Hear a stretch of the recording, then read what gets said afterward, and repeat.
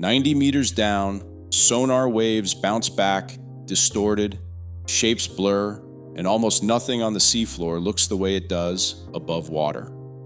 In 2011, a small Swedish team, out hunting for shipwrecks, pointed their sonar at open water and picked up something that did not look like a wreck at all.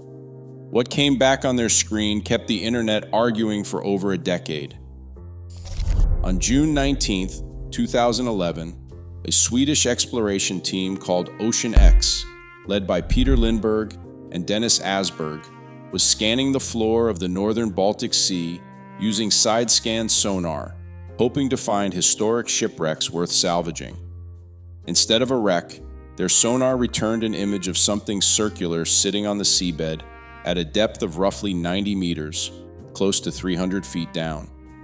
Lindberg later described the moment plainly, explaining that the team had already been out at sea for 9 days, was tired, and was heading home when they decided to run the sonar one final time before packing up.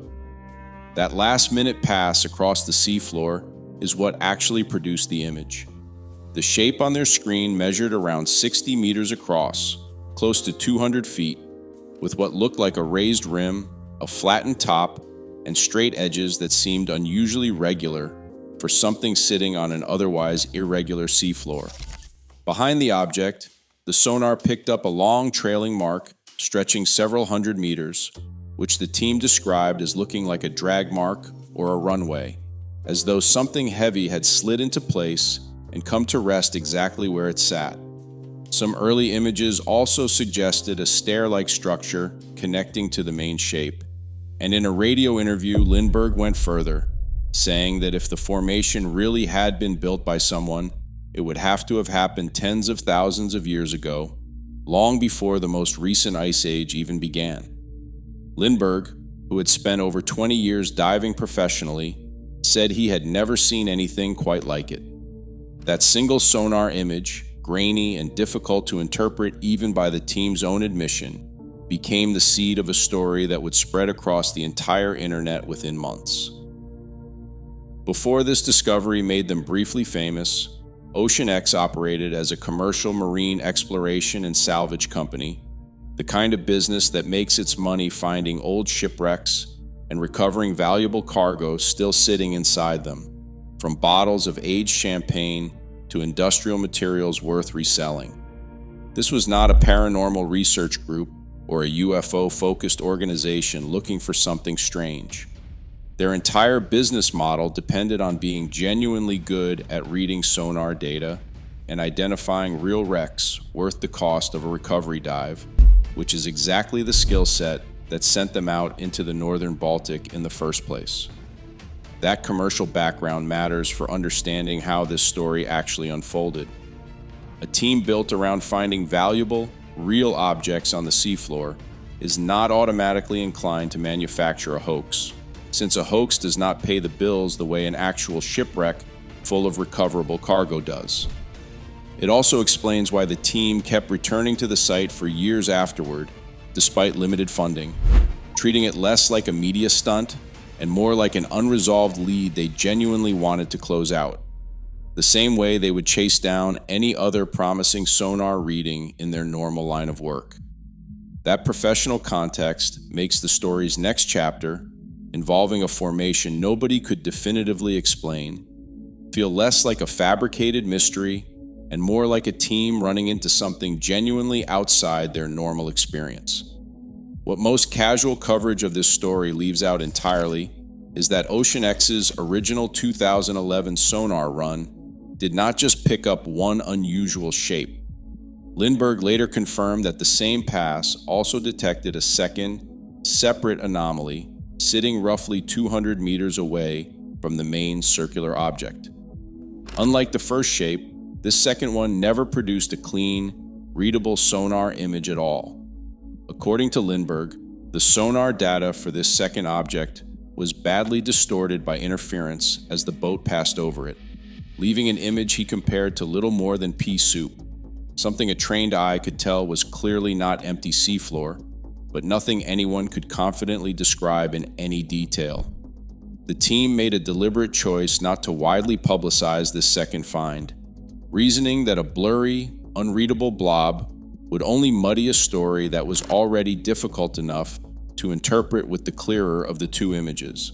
That second, never resolved anomaly rarely comes up in most retellings of this story, and it remains exactly where Ocean X's own sonar first placed it, unexamined, unexplained, and functionally forgotten next to the far more famous shape sitting nearby. The following year's return expedition, aimed at finally getting a clear look at the more famous of the two objects, ended up producing one of the stranger side stories in this entire saga. When Ocean X organized its follow-up expedition in 2012, the team reportedly took unusual precautions before heading back out to the site.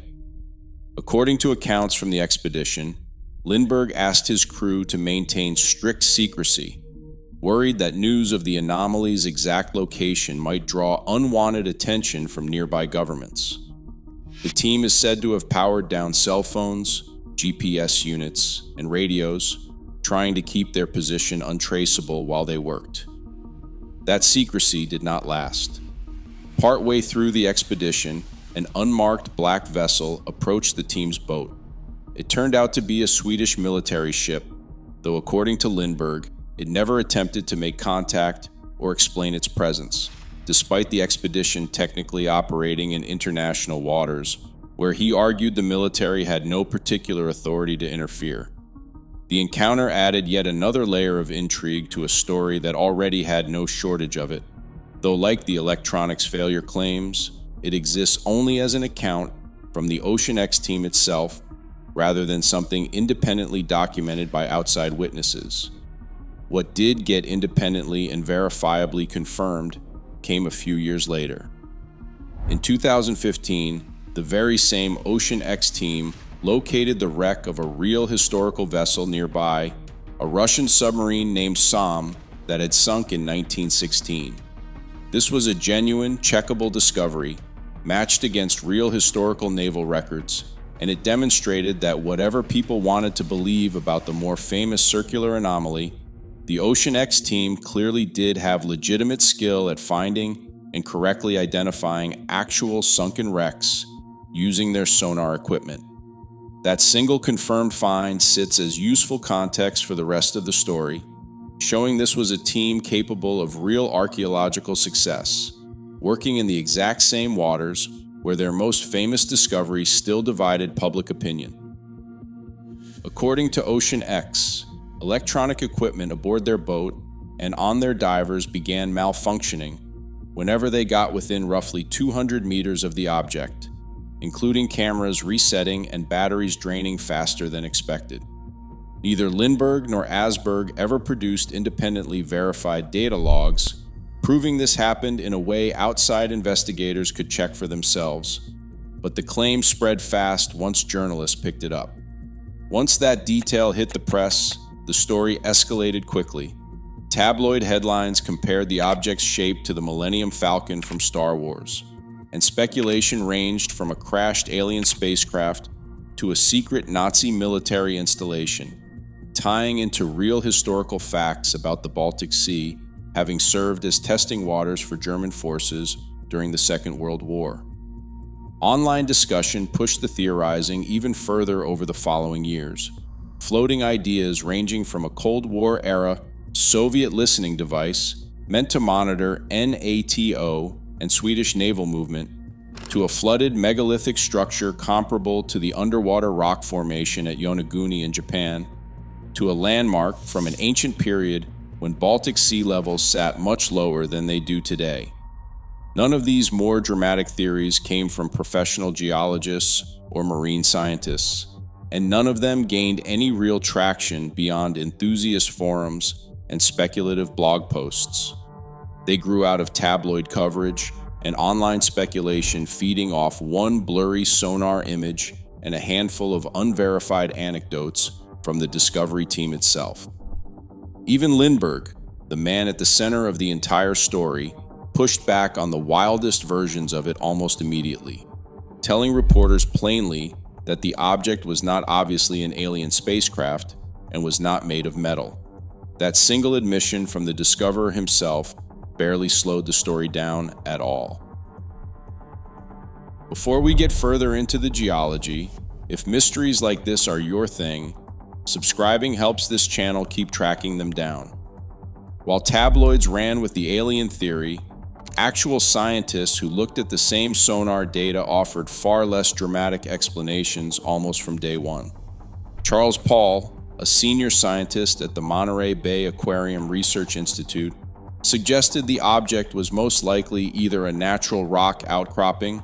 or a formation created by gas venting up through the seafloor, a process that can leave behind unusual raised shapes in soft sediment. Other geologists who reviewed the available images independently pointed toward a simpler, more common explanation: a glacial deposit left behind by the same ice sheets that carved out much of northern Europe's landscape thousands of years ago. None of these early scientific responses had access to detailed core samples or high-resolution modern mapping, since OceanX's own funding for further expeditions was limited, and the team never conducted the kind of large-scale, independently verified survey that would have settled the question quickly. What existed instead was a genuine, unresolved gap between a single grainy sonar image on one side and a set of reasonable, well-informed scientific guesses on the other, with nobody yet holding the kind of hard geological evidence needed to close that gap for good. Understanding exactly why that gap existed in the first place means taking a step back and looking at how sonar imaging actually works, and why it is so easy for a real geological feature to look convincingly artificial on a screen. Side-scan sonar, the type of equipment OceanX used in 2011, works by sending sound waves out from a device towed behind a boat and measuring how those waves bounce back off the seafloor. The strength and timing of that returning signal gets converted into a black and white image representing the shape and texture of whatever lies below, but that image is never a direct photograph. It is an interpretation built from acoustic reflections, and different materials, angles, and equipment settings can all shift how a given shape actually renders on screen. This matters enormously for a feature like the Baltic Sea Anomaly, because a genuinely random pile of glacial rubble can, under the right sonar angle and resolution, produce edges that look far straighter and more symmetrical than the messy geological reality underneath actually is. Gas venting adds another layer of natural weirdness to this same picture. When pockets of trapped gas, often methane produced by decaying organic material buried in the seafloor, slowly work their way upward through soft sediment, they can create raised, dome-shaped mounds on the seabed known as pockmarks, sometimes with unusually smooth, rounded, almost deliberate-looking surfaces. This is a well-documented process across the Baltic and North Sea more broadly, where researchers have mapped thousands of similar methane-driven seafloor features over the decades, most of them completely unremarkable once properly surveyed. Charles Paul's suggestion that gas venting might explain the anomaly was not a wild guess. It was drawn from a real, well-documented seafloor process found in soft sediment environments around the world, including other parts of the Baltic. None of this proves definitively what created this specific shape without a direct core sample, but it does explain, in very concrete terms, exactly how an entirely natural process can trick even a well-built piece of sonar equipment into showing something that looks suspiciously engineered. That same broad category of explanation, natural glacial processes producing unusually regular shapes, is exactly what later, more detailed research went on to confirm with far more precision than any single early guess could offer. Over the years following the initial discovery, geologists studying the Baltic Sea Anomaly built an increasingly specific picture of what they believe the object actually is. Planetary geomorphologist Jarmo Korteniemi described the object's so-called runway-like feature as consistent with a drumlin, a long, streamlined hill made of glacial till that forms underneath a moving ice sheet as it grinds forward across the landscape, then gets left behind once the ice retreats. Geologist Volker Bruckert examined rock samples connected to the site and found they matched granite, gneiss, and sandstone, all materials consistent with the regional bedrock found across the nearby Swedish mainland, exactly what researchers would expect from material carried and deposited by glacial movement,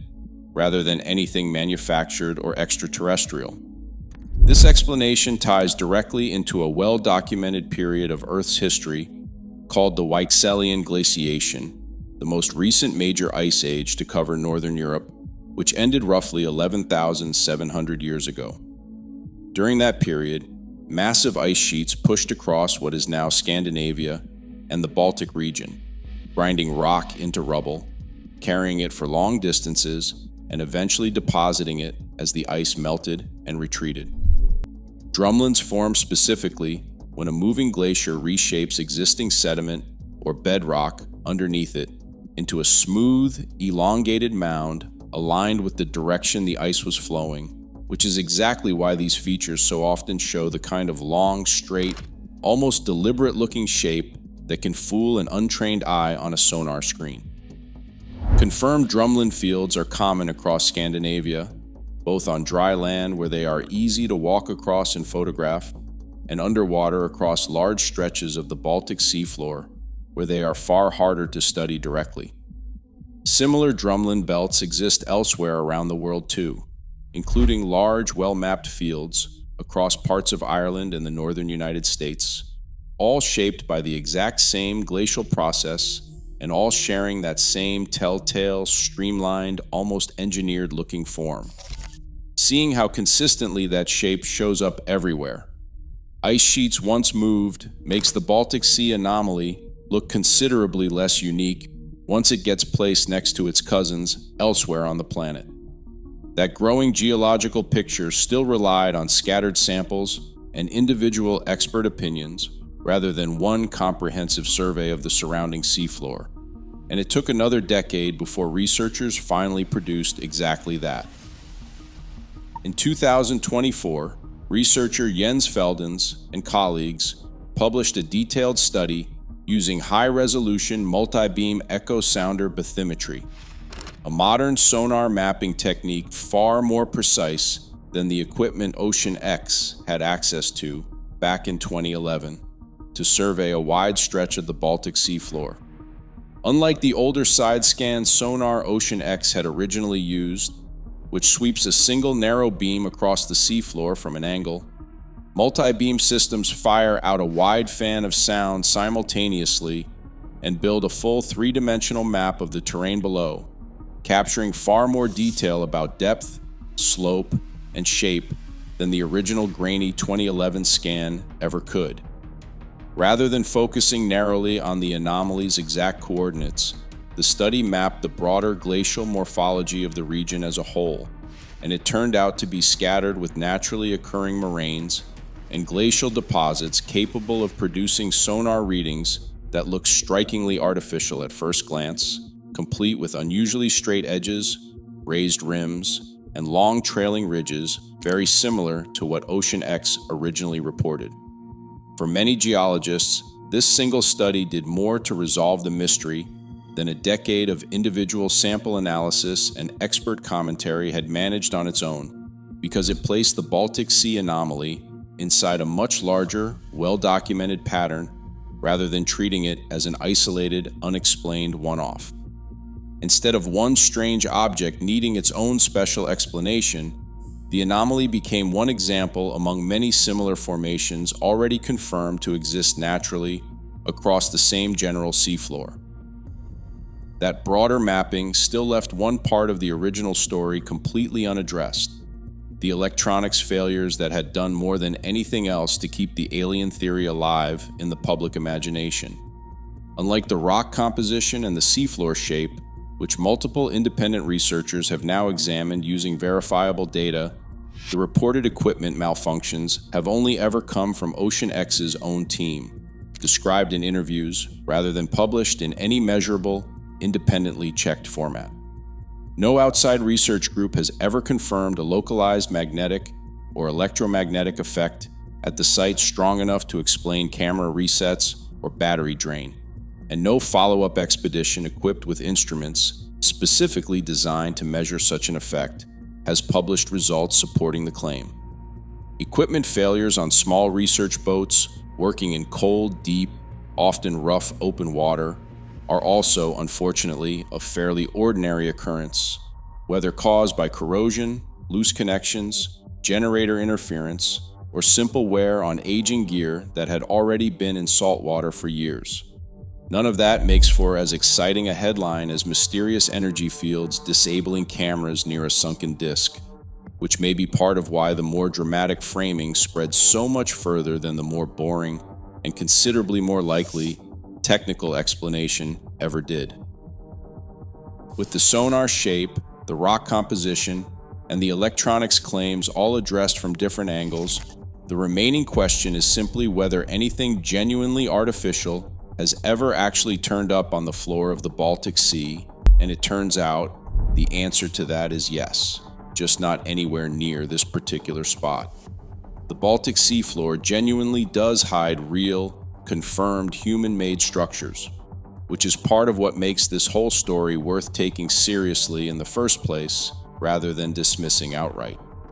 Researchers first stumbled onto this structure, now nicknamed the Blinker Wall, in 2021, though it took several more years of follow-up work before the full discovery was formally announced in 2024. Notably, nobody found it while looking for it. The wall turned up by accident during a routine marine geophysics survey run by the University of Kiel, using standard seabed mapping equipment intended for an entirely different project, when the linear pattern of stones showed up clearly enough on the data that researchers realized they were looking at something built rather than something natural. The structure sits roughly 6 miles off Germany's Baltic coast in an area called Mecklenburg Bight, currently resting under about 21 meters of water, and stretches nearly a kilometer, close to 975 meters or 3,200 feet along the seafloor. A closer look revealed it was built from roughly 1,500 smaller stones, carefully arranged to link together around 300 much larger boulders, some of which were far too heavy for any small group of people to have physically moved, meaning whoever built this wall had to work with boulders essentially fixed in place and connect them using smaller, more portable stones packed in around them. Researchers calculated the wall's combined stone weight at more than 142 tons. Jacob Geersen, a geophysicist with the Leibniz Institute for Baltic Sea Research in Warnemünde, who worked on the discovery, explained the likely purpose in simple terms, noting that when animals are being chased, they tend to follow a barrier like this rather than attempt to jump over it, which is exactly the behavior a hunting team would want to exploit. The idea, according to Geersen and his colleagues, was to create an artificial bottleneck, either using a second wall that may still be buried under more recent sediment, or by using the shoreline of a nearby lake that existed in that spot before the sea eventually rose and swallowed the entire landscape roughly 8,500 years ago. Researchers explicitly ruled out the wall forming through any natural process, including a large tsunami shifting the stones into place, or a retreating glacier depositing them randomly, because the methodical way the smaller stones connect the larger, immovable boulders does not match what either of those natural forces would realistically produce. Marcel Bratmüller, a researcher in prehistory at the University of Rostock, who also worked on the discovery, suggested the wall likely funneled reindeer into a bottleneck between the wall and the adjacent lakeshore, or possibly directly into the water itself,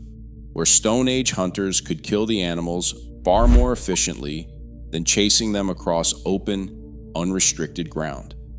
This is not the only known example of this kind of ancient hunting structure. A strikingly similar site called Drop 45 sits submerged in Lake Huron on the Alpena Amberley Ridge in the United States, dated to around 9,000 years old and believed to have served the same basic purpose, funneling migrating caribou into a narrow kill zone using stone lanes built along the lake floor. Researchers studying the blinker wall have directly compared the two sites, noting that both were built beside bodies of fresh water that large migratory animals would naturally have been drawn toward, and both eventually ended up fully submerged as water levels rose over the following millennia.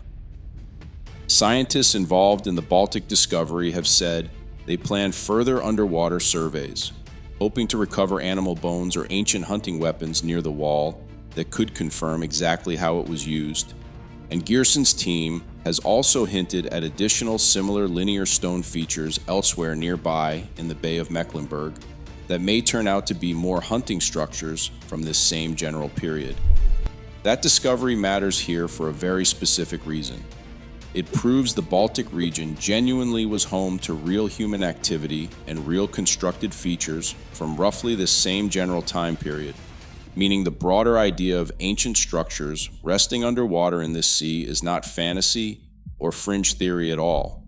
It is documented, published, peer-reviewed archaeology, confirmed through the exact same kind of careful multi-beam and sub-bottom survey work that has since been applied to the Baltic Sea Anomaly itself. What it also proves by direct comparison is that when researchers do find something genuinely artificial down there, it looks like a deliberately arranged line of stones built by real people using real Stone Age tools and knowledge, not a smooth, symmetrical, metal-free disc shaped like something out of a science fiction film. Setting a confirmed ancient wall next to the Baltic Sea Anomaly makes the contrast between the two almost impossible to miss. And that contrast is a big part of why the scientific consensus has settled where it has. Part of what makes the Baltic Sea Anomaly such a durable story has nothing to do with the object itself and everything to do with how often it gets rediscovered by a new audience. The initial 2011 Sonar image generated headlines. The 2012 dive expedition and its electronics claims generated a second wave. The 2015 return trip, publicized with X-Files comparisons and coverage from major news outlets, generated a third. Individual geological studies and expert statements trickled out across the years in between, each one getting picked back up by blogs, YouTube channels, and paranormal-focused media outlets looking for a reliably engaging topic that never seems to fully exhaust public curiosity. Each new wave of coverage tended to repeat the same core details: the 60-meter disc, the runway-shaped trail, the electronics failures, often without mentioning how much the scientific side of the story had actually developed since the last time it went viral. This is a common pattern with long-running internet mysteries, where the exciting, unresolved version of a story spreads much further and much faster than the far less flashy update explaining that most of it has since been accounted for by ordinary geology. The Baltic Sea Anomaly is a particularly clean example of that gap, since real, published, peer-reviewed science genuinely has caught up to it, even though a huge share of the content still circulating online has not caught up along with it. Taken together, the evidence collected since 2011 points overwhelmingly in one direction. The object's rock composition matches regional glacial deposits rather than anything manufactured. Its overall shape and the long ridge trailing behind it closely resemble drumlins and moraines, already confirmed to exist in large numbers across the same stretch of seafloor by the detailed 2024 bathymetry survey. The electronics failures that fueled most of the public fascination were never independently verified by anyone outside the original discovery team. And when genuine ancient human structures have turned up nearby in the Baltic, they look nothing like this object at all. Peter Lindbergh and Dennis Asberg have never obtained the funding needed to physically drill into the object and pull a direct core sample, which is the one single piece of evidence that could remove literally all remaining doubt in a way sonar images and surface samples alone cannot. That gap is exactly why a small number of enthusiasts, along with the original discoverers themselves, have never fully abandoned the idea that something more unusual might still be buried inside. No scientific institution, geological survey, or peer-reviewed study, however, currently supports anything other than a natural glacial explanation, and the weight of publicly available evidence has only grown more one-sided with every year that has passed since 2011. That is about as close to solved as a mystery built entirely around one blurry sonar image is ever likely to get. And the story behind it says something bigger about how easily the human eye and a low-resolution sensor can turn an ordinary rock into a spaceship. Sonar, especially the kind of side-scan equipment available to a small treasure hunting team in 2011, produces images that require real interpretation, not a direct photograph of the seafloor. A pile of glacial rubble, shaped by thousands of years of ice grinding across it, can genuinely produce edges, ridges, and outlines that look startlingly geometric on a screen, especially to a team that was specifically hoping to find something unusual in the first place. That is not a criticism of Ocean X. It is simply how easily an ambiguous signal can get filled in by imagination once a story built around it starts spreading. None of this makes the Baltic Sea any less worth exploring. Less than a quarter of the world's ocean floor has been mapped in any real detail, and the same region that produced this decade-long UFO story also produced a genuine, scientifically confirmed 11,000-year-old hunting structure just a few years later. The real lesson sitting at the bottom of the Baltic is not that something extraordinary is hiding down there waiting to be found, though that possibility can never be fully ruled out anywhere in an ocean this large and this poorly mapped. It is that the ordinary, well-documented forces of geology, ice, rock, and time are often more than capable of building something that looks impossible until somebody finally points the right instrument at it and does the careful, unglamorous work of checking. If this kind of deep dive is your thing, subscribing helps more stories like this reach you the moment they come out.